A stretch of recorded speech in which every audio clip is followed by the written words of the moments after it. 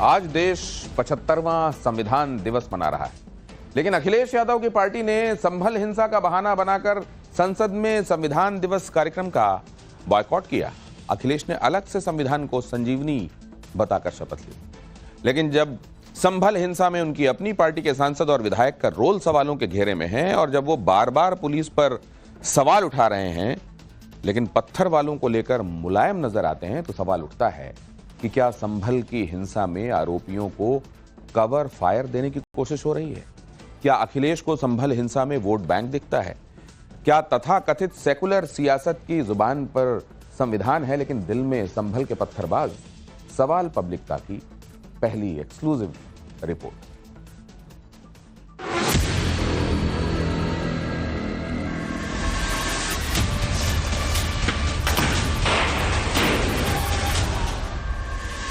पूरा का पूरा कराया गया ये दंगा है, और किसने कराया? सरकार ने कराया।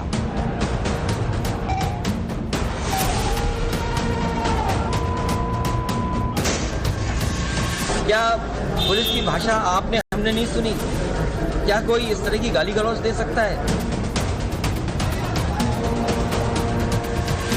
उत्तर प्रदेश में जहां लगातार अन्याय हो रहा है, मौतें हो गई, जान चली गई, वोट नहीं डालने दिया, तो जब ऐसी चीजें हो रही हो और पूरे उत्तर प्रदेश में और कुछ इलाकों में जहां गम पसरा हो, आप कैसे उम्मीद करेंगे हम उत्सव मनाएं?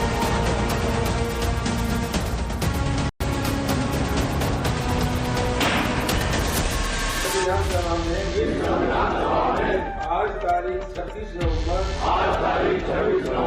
को द्वारा संविधान को अंगीकृत अधिनियमित और समर्पित करते हैं। संविधान की इस शपथ और अखिलेश यादव की सियासत के पथ में क्या कोई फासला है?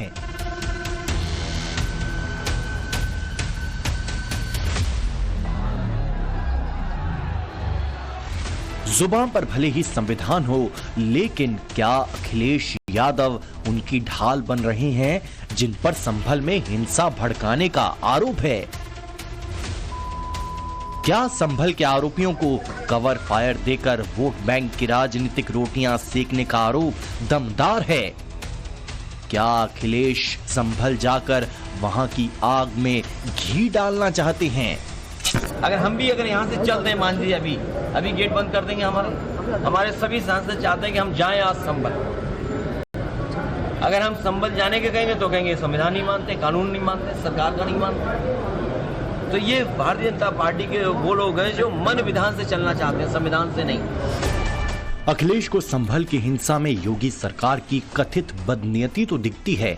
अखिलेश को संभल की हिंसा में यूपी पुलिस की नाकामी और उनके मुताबिक जुल्म करने वाली पुलिस तो दिखती है, लेकिन अखिलेश को जो नहीं दिखता है वो है विवादित शाही जामा मस्जिद में कोर्ट के आदेश से हो रहे सर्वे की टीम पर जानलेवा हमले का प्रयास।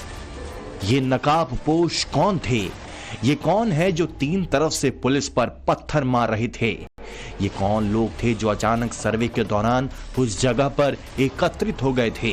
यूपी पुलिस ने दंगा कर रही भीड़ की तस्वीरें तो जारी की ही हैं, साथ ही कैसे वहां सर्वे टीम के पहुंचने के बाद दंगाई इकट्ठा होते गए, इसकी भी टोह देने वाली तस्वीरें यूपी पुलिस के पास मौजूद हैं।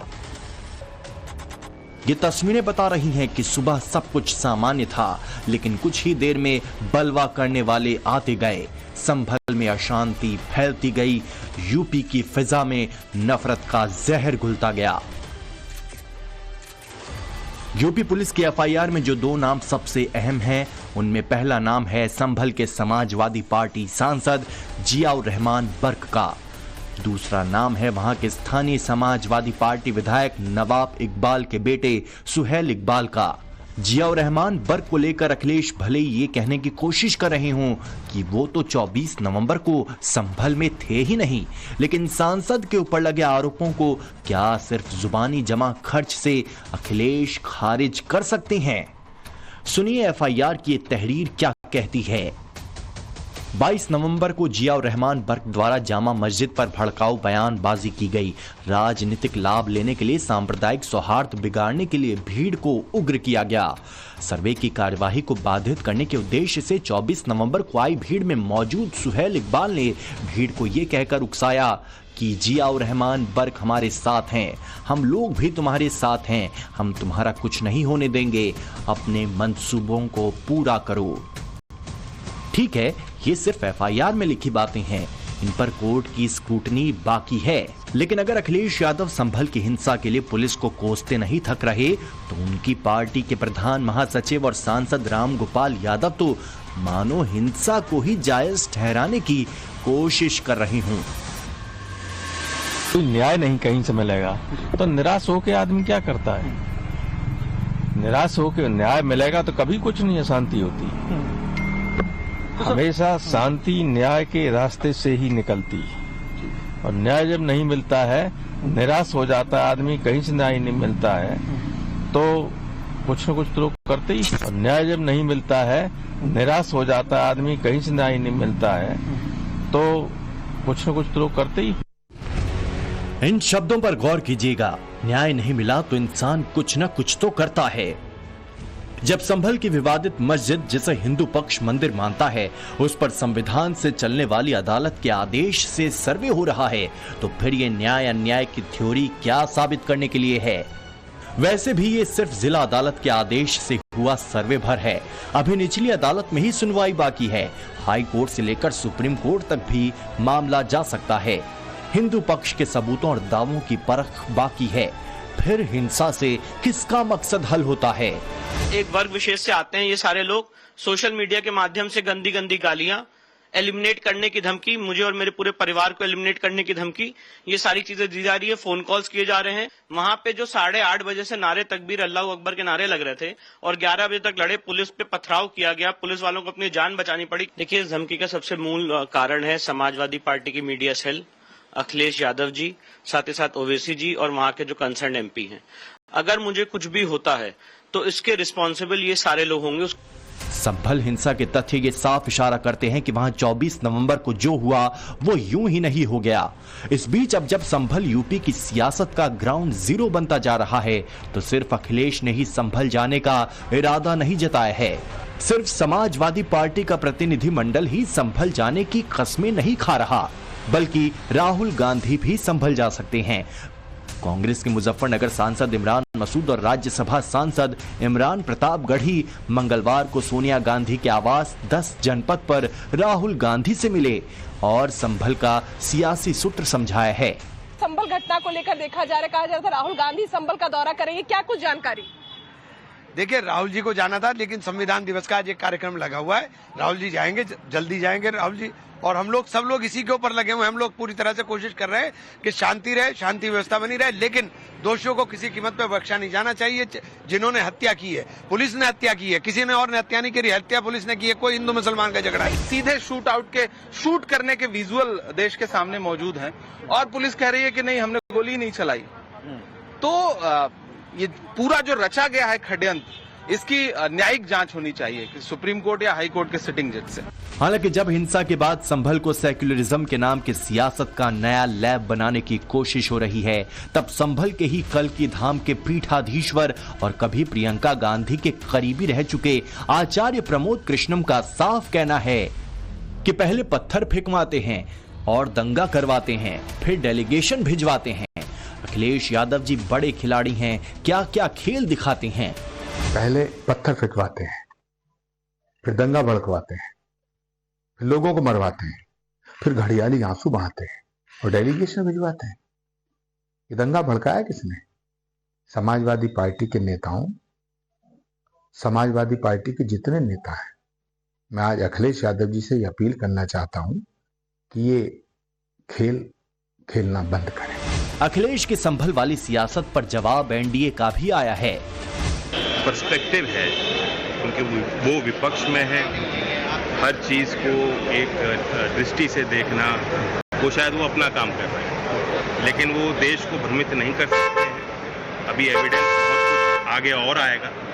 ये मैं दो टूक कह रहा हूँ कि राज्य सरकार उत्तर प्रदेश में, सभी राज्यों में और देश में भी जो कार्य करेगी हमेशा संविधान को मत नजर रखते वही करेगी। Thank you.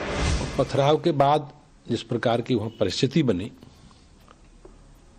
ये कहीं ना कहीं समाजवादी पार्टी का जो आपसी वर्चस्व की लड़ाई है, उस वर्चस्व की लड़ाई के कारण ही ऐसा हो पाया है कि उस समाजवादी पार्टी का अंतर्विरोध है इनमें आपस में, और दो परिवारों के में जिस प्रकार से वहां प्रतिस्पर्धा है समाजवादी पार्टी की राजनीति को नेतृत्व करने की, उसी कारण उन्हीं लोगों को भड़काकर ये घटना को अंजाम दिया है।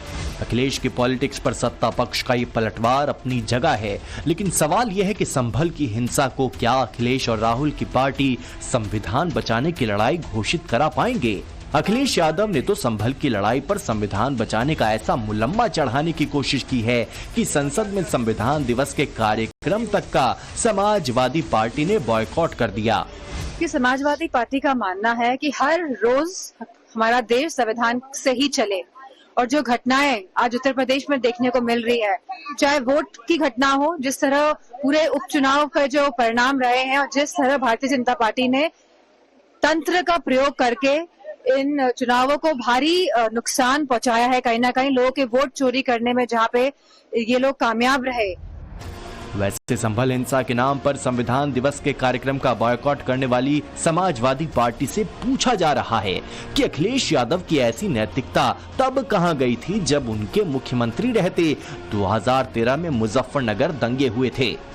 दंगा पीड़ितों के जख्म भरे तक नहीं थे और अखिलेश यादव पर सैफई महोत्सव कराने को लेकर सवाल उठा था। आज वही सवाल फिर से मुंह बाए खड़ा है।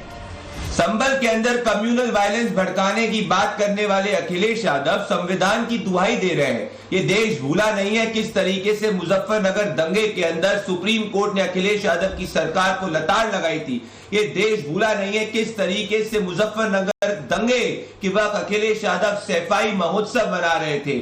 अखिलेश यादव संविधान को डिसरिस्पेक्ट करते हैं और सिर्फ मुस्लिम तुष्टीकरण करते हैं। संभल की हिंसा का सच सामने आना जरूरी है, लेकिन ये सच तब तक सामने नहीं आ सकता जब तक राजनीति का कोई पक्ष दंगा करने वालों के साथ खड़ा नजर आएगा या उनके रोल को नजरअंदाज करता दिखेगा। आरोपियों को कवर फायर से वोट बैंक की राजनीति भले सधती हो, लेकिन यूपी को न्याय नहीं मिलेगा। Bureau report, times now Navbharat.